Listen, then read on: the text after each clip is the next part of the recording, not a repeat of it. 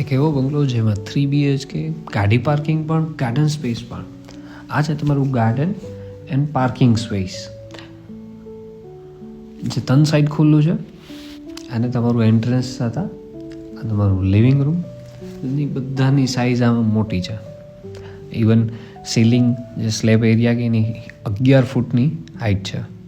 આ તમારું એન્ટ્રન્સ પૂજા રૂમમાં લોકોએ સેપરેટ બનાવેલું છે, અલગ જ. અને વાસ્તુ પ્રમાણે ઉપર ક્યાંય બાંધકામ નથી કરેલું આ પૂજા રૂમ.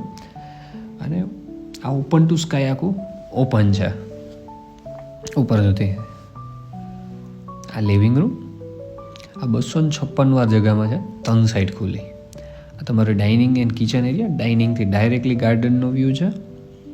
તમારું કિચન એ મોડ્યુલર આખું સ્ટોરેજ સ્પેસ અથવા કોઠા રૂમ કહી શકો.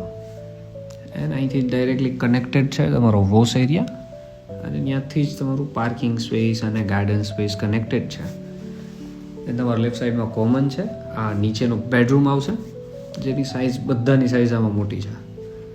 ઇવન ટોયલેટ બાથરૂમ આનું અંદર જ છે. દેન આ કોમન ટોયલેટ બાથરૂમ છે. ઉપર જાય, ઉપર 2 બેડરૂમ આવશે. ટોટલ 3 BHK છે, 256 વાર જગ્યામાં. આ તમારો લેફ્ટ સાઈડનો સેકન્ડ બેડરૂમ આવ્યો, એ સાઇઝ મોટી છે.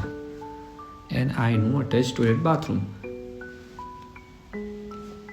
દેન આ સામે સ્ટોરેજ સ્પેસ છે.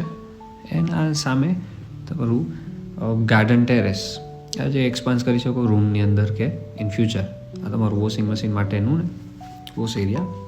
એન્ડ હવે આગળનું માસ્ટર બેડરૂમ, જે તમારો 3rd બેડરૂમ છે. અને આ તમારી આગળની બાલ્કની, જે કનેક્ટેડ છે ગાર્ડન ટેરેસ સાથે, આપણે હમણાં જોઈએ. અને આ એમનું અટેચ ટોયલેટ બાથરૂમ આ બેડરૂમનું.